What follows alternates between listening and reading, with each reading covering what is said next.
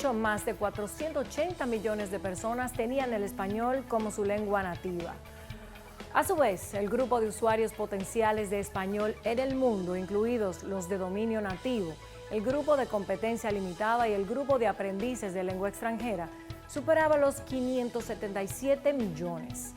El español es la segunda lengua materna del mundo por número de hablantes tras el chino mandarín. El porcentaje de población mundial que habla español como lengua nativa está aumentando, mientras la proporción de hablantes de chino e inglés desciende.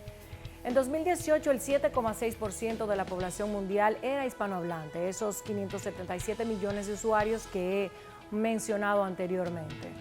Las previsiones estiman que el peso de la comunidad hispanohablante en el 2050 será de aproximadamente el 7,7% de la población mundial.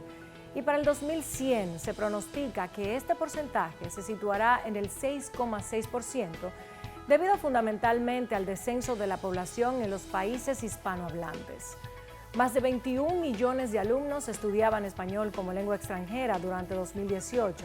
En la actualidad se hablan entre 6.000 y 6.500 lenguas en todo el mundo, aunque los hablantes del globo nos comunicamos en un número reducido de ellas.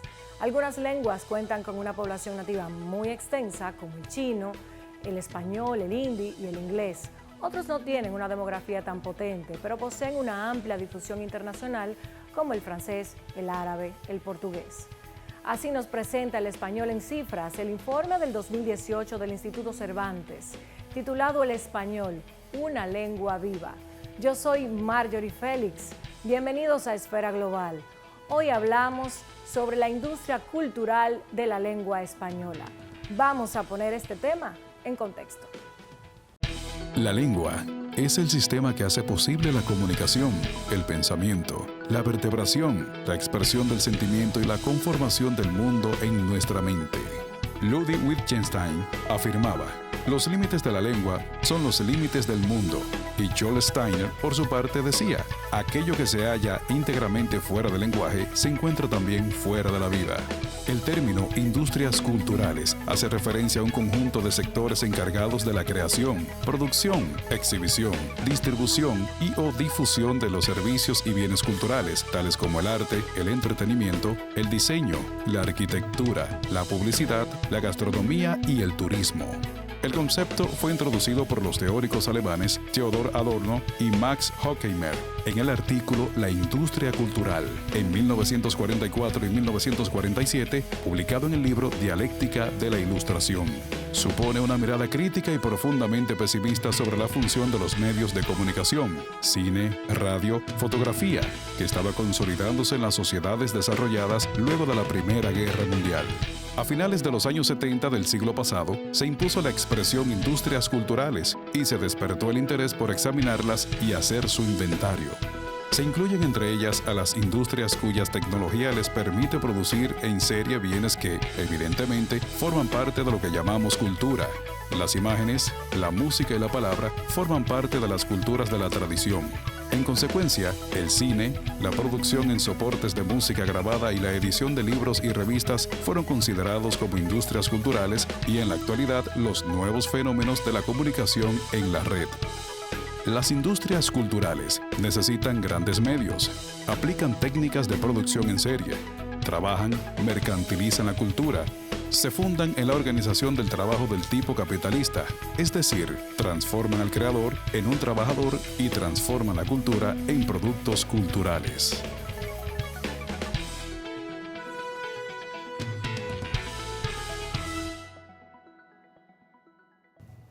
Sobre el tema del día de hoy, el español en las industrias culturales, ¿usted había considerado que el lenguaje, que el idioma tiene un valor además de social, cultural, económico? ¿Cuál usted considera que es la mayor virtud de la lengua española? Háblenos a través de las redes sociales, @Esfera Global es nuestro usuario. La lengua española es la segunda del planeta y la más notable lengua romance. Es la lengua más estudiada en el mundo después del idioma inglés. Tiene gran notoriedad en el ámbito del Internet, donde hay una importante mayoría de usuarios hispanoparlantes que han hecho del español la segunda lengua más utilizada tanto en Facebook como en Twitter. El español es uno de los idiomas que más se emplea a la hora de interactuar y establecer comunicación internacional. Por ejemplo, en el seno de organizaciones internacionales y regionales, organismos multilaterales. Pensemos en la Organización de las Naciones Unidas, en la Organización de los Estados Americanos y en la Unión Europea, por ejemplo. Actualmente la lengua española presenta variantes y matices, dependiendo del lugar de Hispanoamérica en el cual se hable e incluso a nivel interno dependiendo de la región de la que se trate. Hablemos sobre la evolución de la lengua española y los desafíos que enfrenta ante las nuevas modalidades comunicacionales de los medios digitales. Hablemos de la lengua española en la era del Internet. Se encuentra con nosotros el doctor Gerardo Roa, director del Departamento de Lingüística de la Universidad Autónoma de Santo Domingo, de la UAS. Bienvenido, doctor. Gracias por acompañarnos en Esfera Global. Tome asiento, por favor. Gracias. Como ya pudo escuchar en la introducción, vamos a hablar un poco de los modismos y de la vitalidad de nuestra lengua en la era del Internet. Los idiomas, como todo sistema vivo, nacen, se desarrollan, evolucionan y hasta mueren. La lengua ha reaccionado positivamente ante los modismos de las redes sociales, las herramientas del Internet. Ahora decimos whatsappear, textear, porque cuando surge una nueva acción hay un vacío y hay que llamarla de alguna manera. ¿Cuál ha sido la influencia de las redes sociales en la evolución y la configuración de la lengua española actualmente? Primero agradecer la invitación para la Escuela de Letras de la Universidad Autónoma de Santo Domingo. Es un placer que se nos tome en cuenta en este tipo de programas culturales. Pues en cuanto a la pregunta que nos hace, debemos decir que la influencia de las redes sociales en la industria cultural de la lengua, en sentido general, en este caso el español, ha sido positiva altamente porque ha venido a enriquecer nuestra lengua con un conjunto de vocabularios, de palabras que antes no existían. Y es importante apuntar que siempre que existe un nuevo invento tecnológico, la lengua se nutre, se enriquece con nuevos vocabularios y nuevas formas, es decir, nuevas sintaxis, la misma sintaxis o forma de organización de las expresiones se amplían con las modalidades nuevas de expresión. Esto históricamente sucedió con la invención del rollo. Antes se escribía en pergamino, en papiro, luego el rollo, luego le sigue el códice, posteriormente el libro, y ahora tenemos tanto el libro físico como el libro digital. Cada invento, cada acontecimiento mundial, sea una conquista, una guerra, produce nuevos vocabularios y nuevas formas de entender y comprender el mundo, y esto se expresa, por supuesto, a través de la lengua. De manera que las redes sociales, lejos de satanizar o dañar nuestra lengua, desde nuestra perspectiva, han venido a enriquecerla. Además hay una disposición de nuestra lengua a adquirir vocablos de otras lenguas, porque el Internet, que hablábamos fuera de cámaras, no es un invento propiamente hispano, y Google no viene de la lengua castellana. Entonces hay una disposición, una apertura, una flexibilidad de la lengua. Precisamente, hay un lingüista español llamado Enrique Bernardes, muy reconocido, emérito de la Complutense de Madrid, en un importante libro titulado ¿Qué son las lenguas?, define una lengua como el conjunto de residuos históricos de otras lenguas.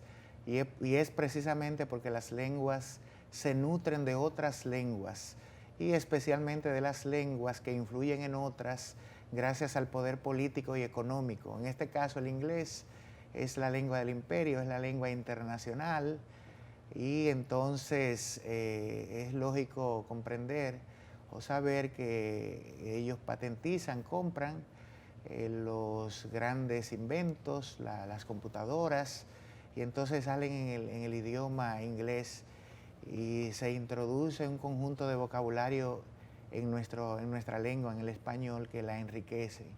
Lo que la academia hace en este caso es que adapta esos nuevos vocabularios a la forma del español, a la norma del español. Por ejemplo, cuando antes se utilizaba, salió el disquete, era disquete, pero gracias a la academia aprendimos que la norma del español pronuncia T, disquete. CD, aprendimos que es CD, aunque por supuesto la mayoría de jóvenes siguen pronunciando CD, y así por el estilo. Con el Spanglish. Exacto. ¿Quiénes determinan que una nueva acción, un nuevo verbo que surge, lo determinan las academias o los propios hablantes? Porque hay autores que dicen que la lengua pertenece a sus mejores hablantes. Sí, la lengua es construida y es ampliada por los hablantes. Noam Chomsky, en un artículo importante, le dice a los académicos y a los lingüistas que observen bien cómo hablan las personas antes de fijar normas preestablecidas o fuera del uso. Antes, cuando se creó la Real Academia de la Lengua Española, en el año 1713 por el Marqués de Villena, el lema que le colocaron fue limpia, fija y da esplendor, como si se tratase de un eslogan de un detergente. Por supuesto, en ese entonces la ciencia lingüística, la lingüística como ciencia, la dialectología y la sociología no estaban tan avanzadas, y entonces se pensaba que una lengua era la que se utilizaba para escribir obras literarias y que era el latín, especialmente en esencia, el latín, el griego. Las lenguas hispano-romanas o los dialectos eran entendidos como degradación de esa lengua, y entonces de ahí que se pensaba que había personas que hablaban dialectos, degradación, formas impuras de lengua. Sin embargo, los estudios dialectológicos, con Manuel Alvar, por ejemplo, Mariano Criado de Val, Jimeno Fernández, entre otros lingüistas importantes, realizaron estudios dialectológicos que han llegado a la conclusión de que un dialecto no es una degradación de una lengua. De hecho, si no existieran, todavía habláramos latín. Así es. Si no evoluciona la lengua, se estanca. Así es. Entonces hablamos variación. Cada quien habla una variación de una lengua. Y una pregunta, como hay ahora, y usted acaba de decirlo, observar a los hablantes para ver los términos que emplean, es lo que da pie a la evolución de la lengua. Cada vez más la intención es que la lengua esté tan viva como la sociedad. Usamos símbolos. Ahora parte de la comunicación digital es poner las risas, jajaja, los emoticones o emojis que expresan las caritas, que de hecho hay una similitud de algunos estudios con algunas piezas de arte clásica en las expresiones que tienen esos emojis. ¿Esto no lastima la lengua o esto está marcando un proceso de evolución en lo que será la lengua española? Bueno, ahí hay una dimensión semiótica no verbal que emerge, ¿verdad?, de la creatividad humana para expresar con mayor brevedad su pensamiento. Sin embargo, los estudios en neurociencia, en neurolingüística que se realizan en la actualidad demuestran que la palabra siempre tendrá prominencia por encima de las expresiones no verbales. Entendemos que no, son formas de expresión que se utilizan en los contextos virtuales, pero siempre la escritura de la palabra, de los textos escritos, valga la redundancia, tendrán su prominencia y sus contextos formales de uso. Para finalizar, ¿las redes sociales han empeorado la ortografía o simplemente han expuesto a mayor escala los errores?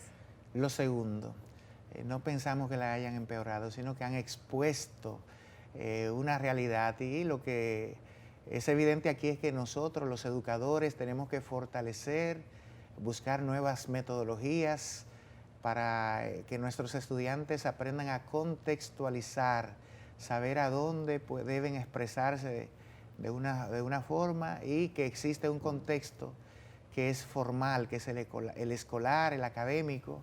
La escuela en sentido general está llamada a enseñar, a hablar y a escribir la norma estándar de la lengua. Los demás son usos que tienen sus contextos y tienen su ocasión, su momento, y se respetan, pero todos debemos aprender a contextualizar, a saber dónde utilizar un uso y dónde no.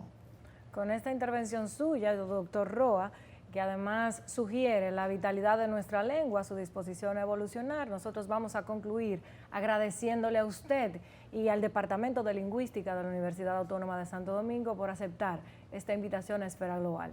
Muchas gracias. Vamos a la pausa.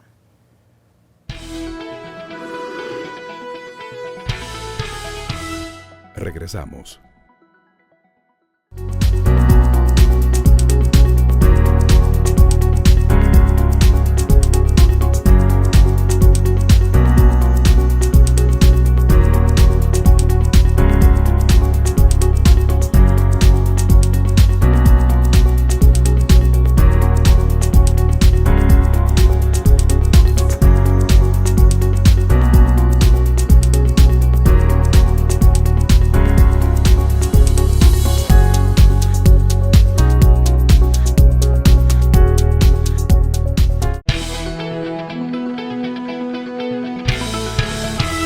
Continuamos. Continuamos con Esfera Global. Hoy nuestro tema es la industria cultural de la lengua española. Ya hemos contextualizado acerca de las industrias culturales, su importancia como patrimonio para nuestros países, sobre todo el de la lengua, que se ha transformado, que ha crecido y ha evolucionado al calor del impacto de las redes sociales y los nuevos modismos del lenguaje y la semántica que abordamos en nuestra primera entrevista. Y como siempre, estamos interesados en conocer la opinión de todos, de usted y de los expertos. Iniciamos en el segmento Hablan los expertos con Mario Núñez, que es comunicador y gestor cultural. Es coordinador general de comunicación y mercadeo del Centro León. ¿Cuál es, Mario, el mayor reto de la lengua española como soporte de una comunicación en red que canaliza flujos de información y conocimiento, pero sobre todo a través de Internet? En primer lugar, tenemos que considerar que cuando hablamos de lengua española nos estamos refiriendo a un idioma que es común para una gran parte del planeta, que se define como el mundo hispano. En este mundo hispano hay diferencias, ¿no? Si bien es cierto, todos hablamos lengua española, tenemos unos localismos o unos regionalismos que a veces hacen dificultosa la comunicación. Representa todo un desafío para el mundo global el tener un idioma común, unificado, que nos permita un mejor flujo de información y de comunicación. Si bien es cierto, la lengua española ha ido ganando terreno, no es menos cierto que otros idiomas también han ido ganando espacio. Por ejemplo, es emergente hoy el chino mandarín. También el idioma inglés, que está muy posicionado en el mundo global, es un idioma transversal prácticamente. Últimamente, valga la redundancia, el francés ha ido ganando, recuperando terreno en algunas zonas, de manera tal que esta competitividad por el distinto tipo de lenguaje que se utiliza en una determinada zona es no una guerra, sino una batalla abierta, muy interesante en términos culturales. Por otro lado, estos idiomas emergentes obligan, ¿no?, en cierta medida a redefinir el espacio de lo propio, y eso enriquece el proceso. Eso es muy, muy interesante. ¿Y cuál es el valor del español en las industrias culturales y audiovisuales actualmente en crecimiento? El idioma español en el mundo del entretenimiento y de las industrias culturales ha ido ganando mucho espacio. Buen ejemplo de ello son los recientes premios Oscar a los directores mexicanos. Eso habla que tanto delante de la cámara como detrás de la cámara el idioma español ha ido ganando espacios. En estos centros de producción, como pueden ser Hollywood, Nueva York y otros, el idioma español se ha ido imponiendo casi como una segunda lengua obligatoria. Hoy día un actor o un productor tiene que manejar tanto el inglés como el español por la gran cantidad de gente que trabaja en esta industria, tanto delante de la cámara como detrás de la cámara. De manera tal de que se percibe, digamos, un ambiente muy propicio para el desarrollo del idioma español en este campo. ¿Cuál entiendes, Mario, que es el futuro de la lengua española? El futuro del idioma español es muy promisorio. Entiendo que está también amarrado al desarrollo de las relaciones internacionales para propiciar, ¿no?, un idioma ya supracontinental, no solamente en América del Sur y en la península ibérica se habla español, hoy día también se habla español en otros lugares del mundo. Y es importante ir dando pasos para consolidar un idioma español más global que permita un mejor flujo, ¿no?, de informaciones. Evidentemente ese futuro dependerá de lo que se haga en los próximos años. En ese sentido, el trabajo que hacen las academias de la lengua en cada país es muy valioso, porque va incorporando aquellos elementos que son del habla local y les va dando una proyección internacional, y eso habla muy bien, por ejemplo, ¿no?, del lenguaje dominicano, todas las incorporaciones que se han hecho a partir de la existencia de un diccionario de la lengua dominicana. Entonces tenemos un futuro bastante promisorio para el idioma español en esta región del mundo y también en otros espacios que se han ido ganando. Muchísimas gracias por esta conexión directa con Esfera Global desde Santiago. Ahora vamos a establecer una conexión también con Olga Agustín, que es profesora de español. Bienvenida a Esfera Global, gracias por aceptar nuestra invitación. Muchas gracias, Marjorie, por la invitación a tu programa. Un placer estar con ustedes. ¿Usted puede valorar la eficacia de la enseñanza de la lengua española y cómo ha evolucionado en el tiempo, sobre todo en el ámbito local? Fíjate, Marjorie, realmente la efectividad de la enseñanza de nuestro idioma entiendo que va por buen camino.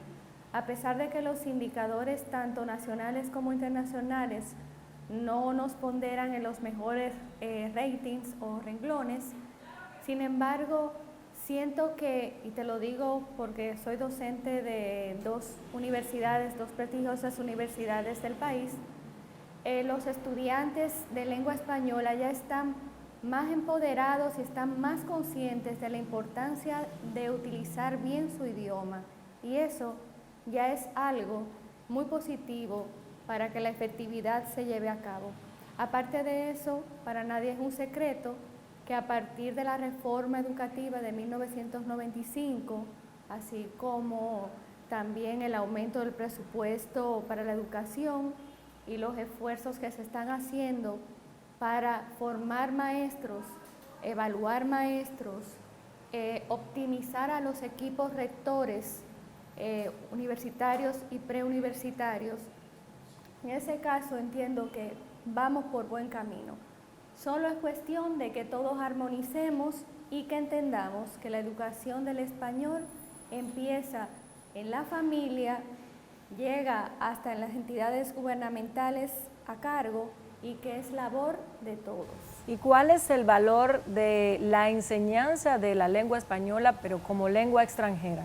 Es cuestión de creatividad, es salirnos de los moldes, porque las personas que quieren aprender español le temen mucho al tema de la conjugación de los verbos.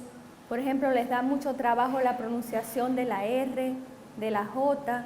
Entonces, si formamos a nuestros profesores de idiomas adecuadamente, entiendo que podemos lograr que los estudiantes que no son hispanoparlantes se entusiasmen y quieran participar de nuestro hermoso idioma que es el español. Sí que es cuestión de salirse un poco de los moldes de la enseñanza tradicional y ser más creativos. Ya por suerte tenemos todas estas tecnologías para la enseñanza, ¿verdad? Las famosas TIC, y también tenemos el recurso de la ludificación, ¿verdad? Ya incluir el juego como parte de la enseñanza puede ayudar mucho a que los no hispanoparlantes, quienes están aprendiendo nuestro idioma, no deserten y realmente lo hagan suyo. ¿Cuál usted entiende que es el futuro de la lengua española? Marjorie, aquí te tengo una excelente noticia. El futuro de la lengua española es muy prometedor. Y te lo digo porque recientemente el Instituto Cervantes declaró que entre el 2045 y el 2050 el español va a ser la primera lengua hablada a nivel mundial. Eso es mucho, entiendo yo. Además, tenemos que ver que en Estados Unidos desde hace ya años se está viviendo la incursión del español de manos de la comunidad hispanohablante. Eso hace que nuestro idioma tenga mucha presencia a nivel del continente americano. Sin mencionar que ahora China, otra potencia mundial, ha instituido el español como segunda lengua obligatoria a estudiar en el nivel preuniversitario. Muchísimas gracias por esta conexión directa con Esfera Global. A nuestros expertos, vamos a una pausa y en breve continuamos con Esfera Global.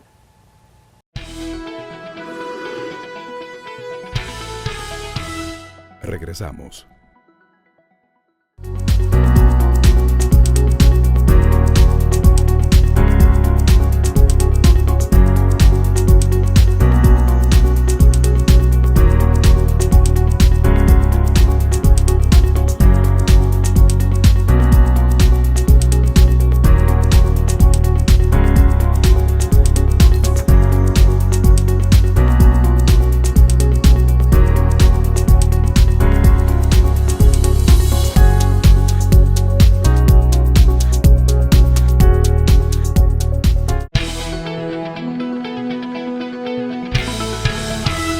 Continuamos. Continuamos con Esfera Global. El tema del día de hoy es la industria cultural de la lengua española. Vamos a conversar con dos miembros de número de la Academia Dominicana de la Lengua, el señor Rafael Peralta Romero y León David. Cito, antes de ubicarme en el doble diálogo, uno de los contenidos que en particular han llamado mi atención del último informe del 2018 del Instituto Cervantes, titulado El español, una lengua viva. Se dice de nuestra lengua que es una especie de condominio que todos debemos cogestionar y bien administrar. Hablemos del contenido de nuestra producción científica y de los diferentes matices de la industria cultural de la lengua española con estos dos destacados miembros de la Academia de la Lengua Dominicana. Bienvenidos a Esfera Global. Gracias por estar con nosotros. Al contrario, muchas gracias por invitarnos. He hecho una introducción y ya ustedes saben que estamos tratando el tema de nuestra lengua. ¿Cómo ha crecido la producción científica en el idioma español en la última década? Podemos comenzar con usted. Bueno, yo creo que ha ido creciendo un poco al paso de las otras lenguas también, ¿no? Porque, como usted sabe, el español es una lengua que se habla en muchos países, tenemos esa gran ventaja.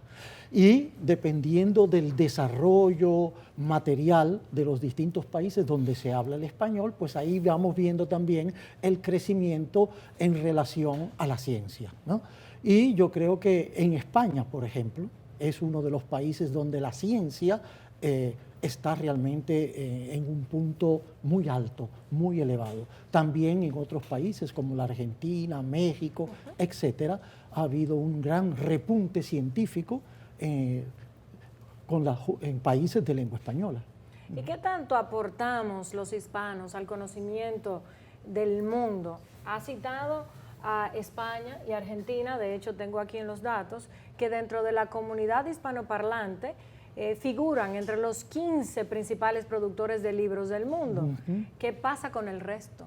¿Qué pasa con países como el nuestro?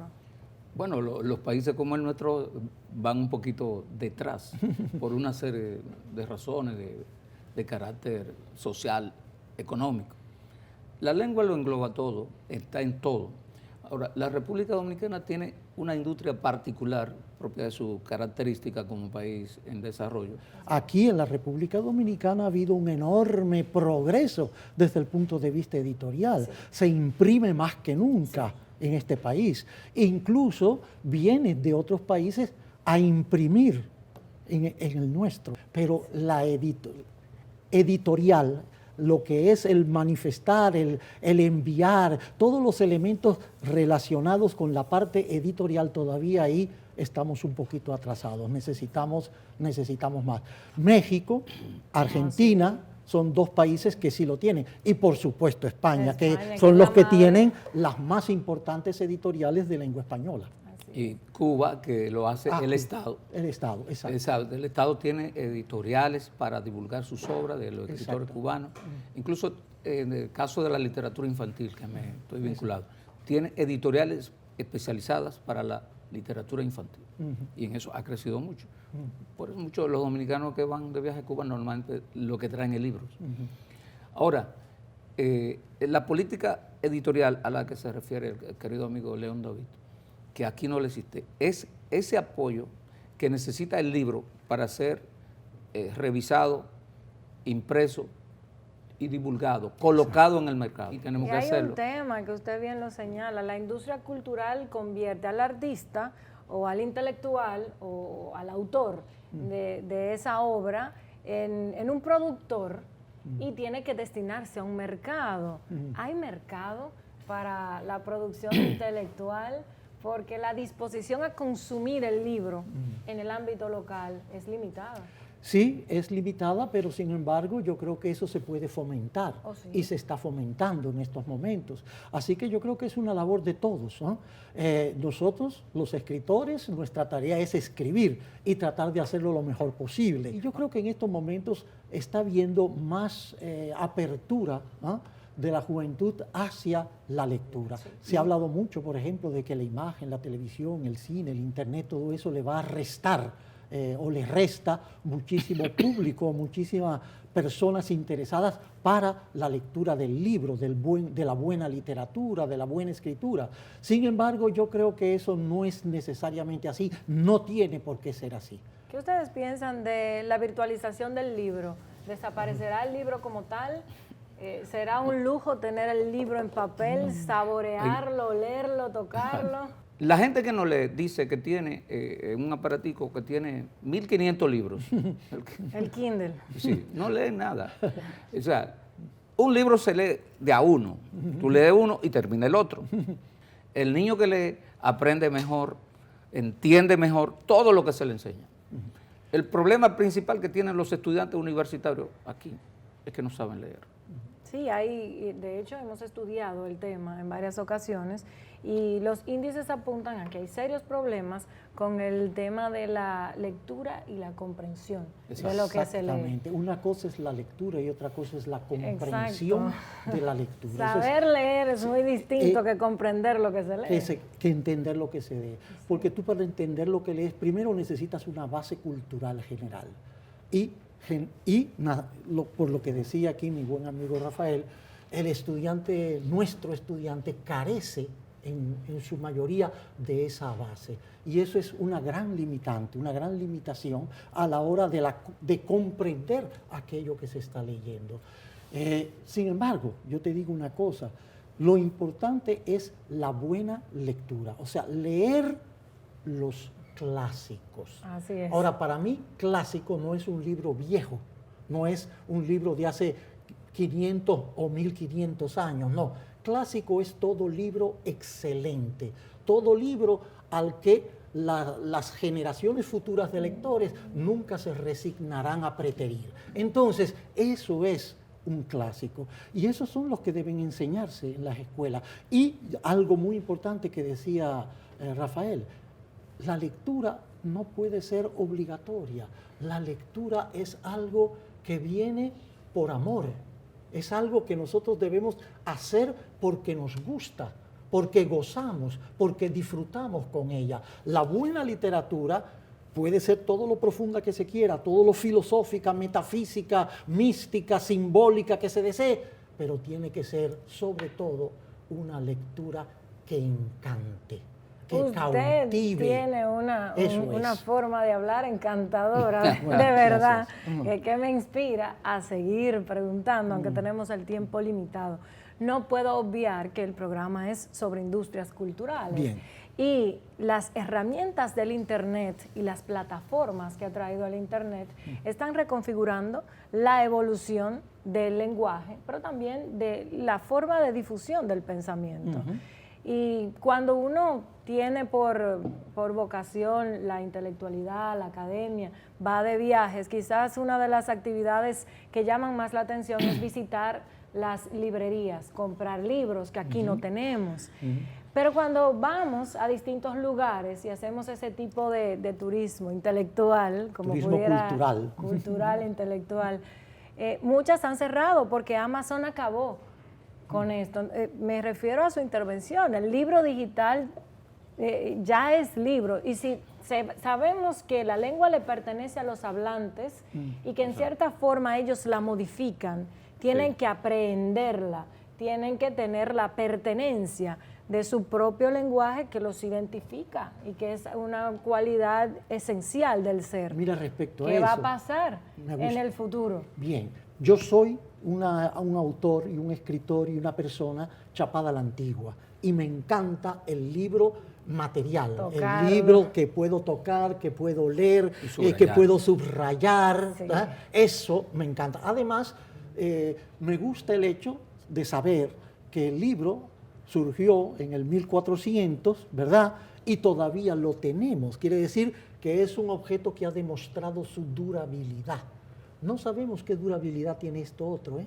Que falla cada rato. Todavía no sabemos qué durabilidad tiene esto otro, pero el libro ha demostrado que la tiene. Bueno, Así es. sin embargo, para mí lo importante es el escrito, la letra y el hecho de que se pueda leer y captar. El soporte puede ser el más variado que sea, desde la piedra, en la época paleolítica o antigua, los bloques de barro, el papiro, ¿cómo se llama? El cuero, ¿no? El pergamino, todas esas cosas, fueron soportes distintos de lo que hoy llamamos libro y que ahí están todavía. Lo importante es que los buenos libros, la buena literatura, los escritos importantes sean leídos. No importa cuál sea el soporte. A mí eso no me preocupa mucho. Usted una reflexión final, porque su reflexión ya nos deja un buen tema para reflexionar, para pensar hacia el futuro. El libro es el contenido realmente. Ahora, el objeto físico, yo también prefiero el libro, ese objeto material. El libro te acompaña a donde quiera, aunque no haya luz, puedes leerlo con una lamparita, a la orilla de un río, en un bosque, en un monte. Entonces, esa es una plataforma que siempre tendrá validez. Exacto. Quien Así prefiera la otra, la electrónica, la moderna, bueno, está bien. Igual que el periódico. Mira, yo no creo en personas que dicen que está bien informada, que nada más se informan por el celular. Yo no creo eso. Yo creo que hay que leer artículos en periódicos para estar bien informado, que hay que ver los programas de televisión que tienen duración y que se analizan temas y problemas, y los noticieros también. Pues anunciando la inmortalidad del libro y la complementariedad, que creo que es lo que estamos señalando, de las nuevas tecnologías y las nuevas herramientas, y con esa noción de que el libro es más que el objeto, sino el contenido, yo quiero agradecerles a ustedes, señores Rafael Peralta Romero y León David, por acompañarnos en este doble diálogo de Esfera Global. Y lo importante es la perdurabilidad de la palabra, en el caso nuestro, del español.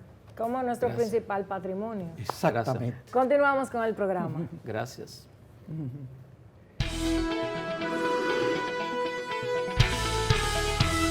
Regresamos.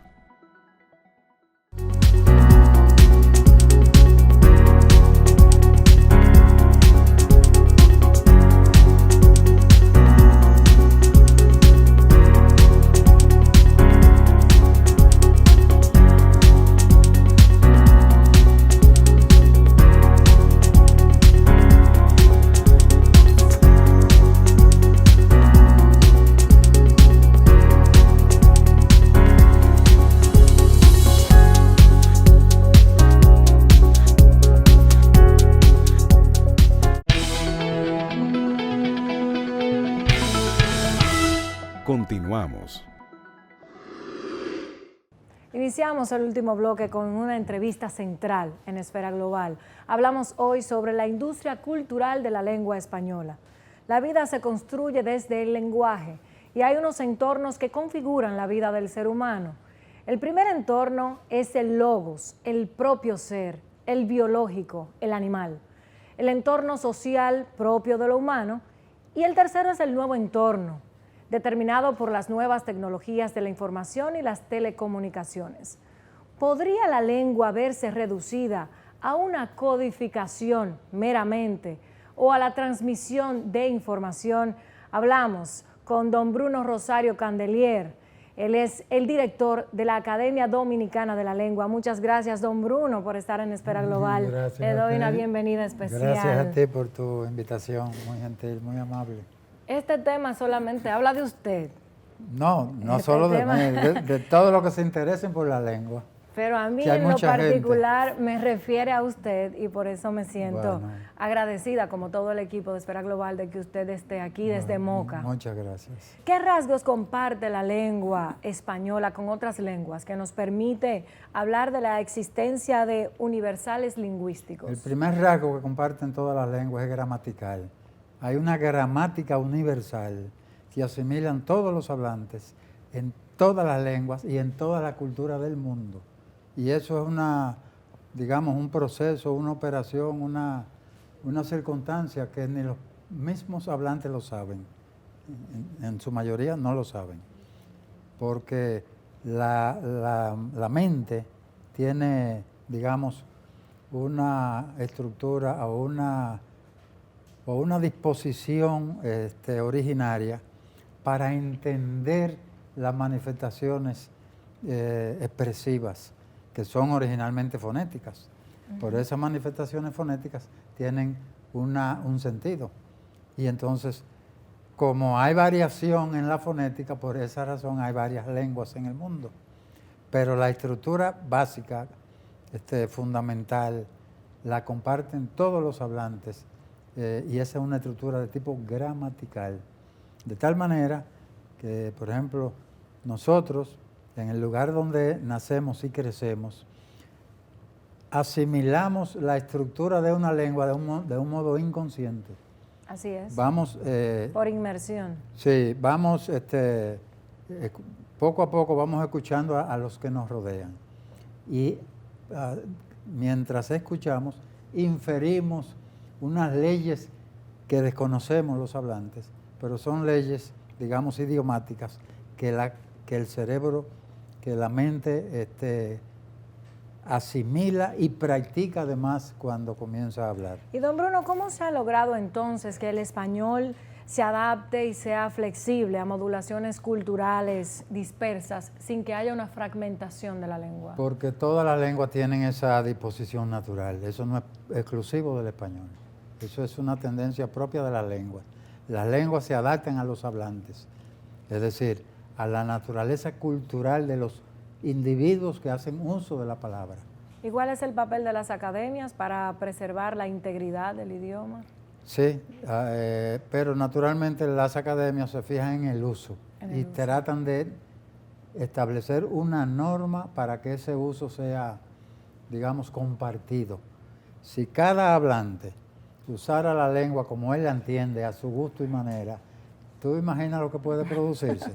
Un caos en lo que se llama la comprensión. Claro, sería imposible comunicarse. Sí, Babel, como ocurrió, como dice la leyenda bíblica. Claro. Sí. Hablemos de sistemas de valores y virtualidad de la lengua, don Bruno, a nivel general y en el contexto local. A través de la lengua circula el poder, voy a leer un poco, pero también la capacidad de socializar. Nebrija lo sabía muy bien cuando apuntaba que la lengua es la compañera del imperio. Y en la lengua quedan también los sedimentos de siglos de explotación económica, de opresión política y sobre todo una parte que es criticable, el sexismo. La implicación de lo femenino viene también en la lengua y atenta, sacrifica la economía y la rentabilidad del idioma. En la lengua se manifiesta todo.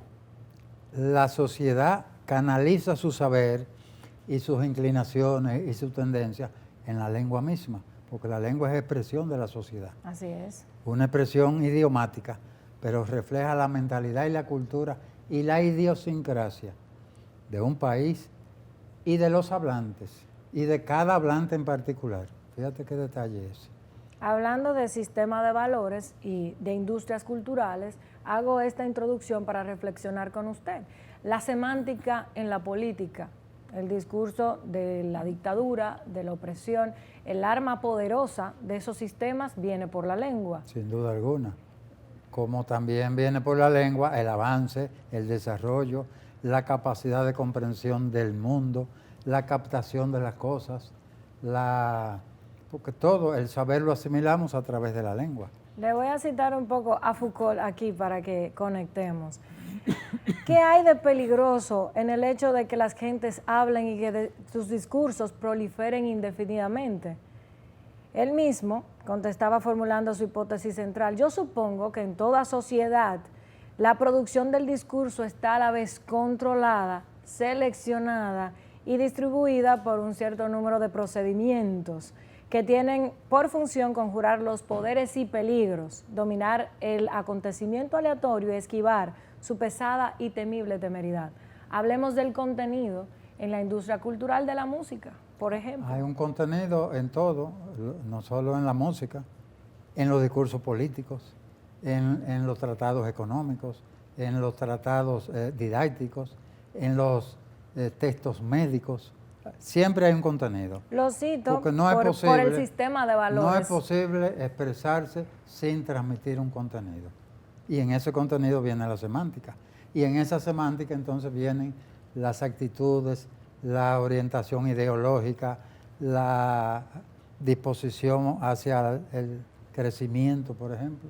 ¿Y qué pasa cuando esos contenidos no reconocen ciertas limitaciones en la semántica? Cuando, como Foucault decía aquí, no nos hemos enterado de que hay una estética del lenguaje, de que hay unos límites del uso de la palabra y de lo que se puede divulgar. Sí, pero ese límite y esa estética siempre se ha dado y es necesario además que se den. ¿Y qué pasa cuando no lo reconocemos? Lo digo, don Bruno, bueno, en palabras llanas, sí, porque vemos, y es maravilloso, un género musical nuevo, los modismos, la tendencia conforme avanza la sociedad. El lenguaje es la expresión viva de la sociedad, es un sin sistema duda vivo, alguna, tan vivo como usted y como sí, yo. sí, sí. Pero entonces, cuando no respetamos la estética, nos estamos definiendo a través de una industria, que es la música, o es el arte, o es la industria editorial, por ejemplo, o es el cine. Cómo la industria cultural de la República Dominicana en esas manifestaciones está describiendo la identidad dominicana. La describe por el hecho de que se manifiesta su sentir automáticamente. Una expresión musical como el reggaetón, por ejemplo, o cualquier otra expresión musical actual, siempre refleja el nivel intelectual, la capacidad expresiva, la sensibilidad y la visión del mundo de quien canta, porque en lo que canta hay unas letras y esas letras portan un contenido y portan una realidad. Que está influenciando a la sociedad. Que puede criticarse en función a veces del bajo nivel, en términos del mensaje, o de un lenguaje soez, por ejemplo. Pero se da de todo.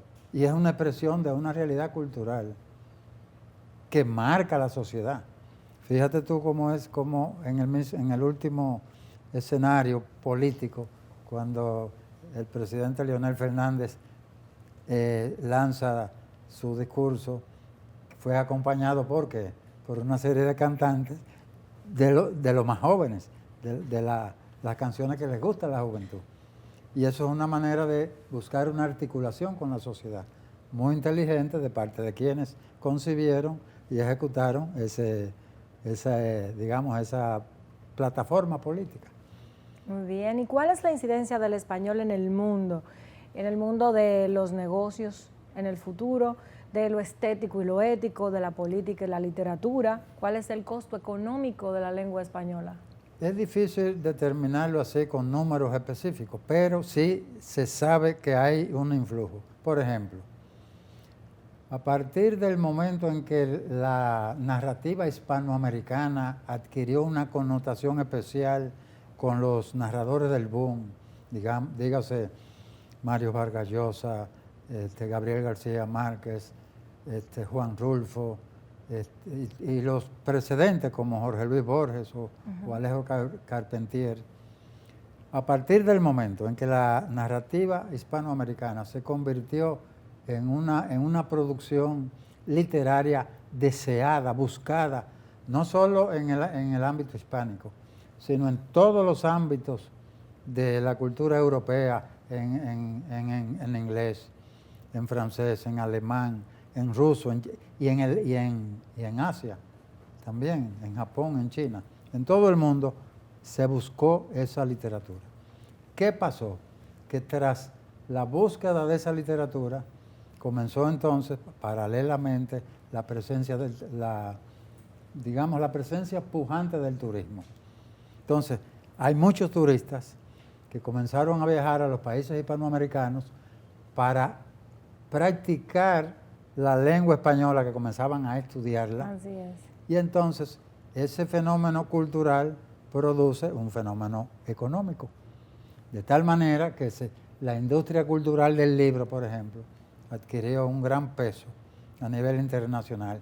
Y la lengua española se sitúa ya como la segunda lengua en el mundo. Así es. Entonces hay una relación no solo intelectual, sino que hay una relación cultural y económica fruto de esa industria cultural que promueve, por ejemplo, el libro, la publicación del libro, la traducción.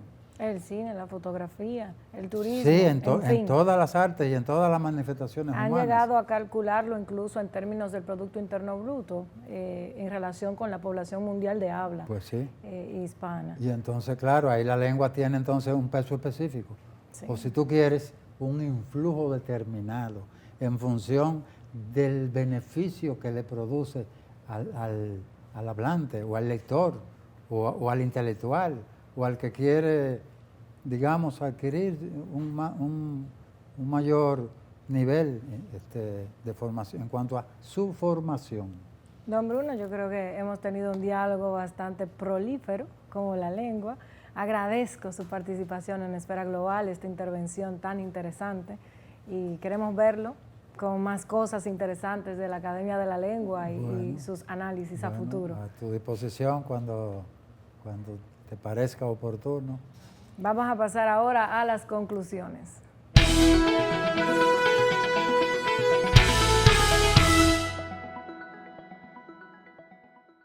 En la presentación a la Enciclopedia del Español en el Mundo, el entonces presidente del gobierno español, José Luis Rodríguez Zapatero, afirmó: la lengua y la cultura forman parte del patrimonio más esencial de un país, en el que reside su identidad más íntima, pero también el que utilizamos para construir el mundo de valores y de significados que queremos compartir con otras culturas. La lengua de nuestros antepasados, la misma con la que se escribieron a lo largo de los siglos El Quijote, Poeta en Nueva York o 100 años de soledad, ha alcanzado un protagonismo cultural y económico en todo el mundo inimaginable hace apenas unos años. El español se ha convertido en la cuarta lengua más hablada en el planeta y es una de las más dinámicas. Su prometedor porvenir es incuestionable. Al mismo tiempo, la cultura española, y nosotros agregamos que la hispanoamericana, ha demostrado en numerosos ámbitos su creatividad, su riqueza y su vocación universal. Que el tema nos sirva para reflexionar acerca de la importancia de nuestro idioma y del rumbo con el que estamos conduciendo su uso y pertinencia en el desarrollo de nuestras industrias culturales, en el arte, en la música, en el cine y en los medios de comunicación, que habría de ser estético, adecuado, comunicar valores y sobre todo comunicar nuestra identidad hacia otras culturas. Lo estamos haciendo, de esto habla nuestra música, comunicamos nuestra identidad a través de nuestros productos audiovisuales con la correcta empleabilidad del idioma, aportamos a la producción literaria y científica. Con esto concluimos el programa del día de hoy. Nos vemos la próxima semana.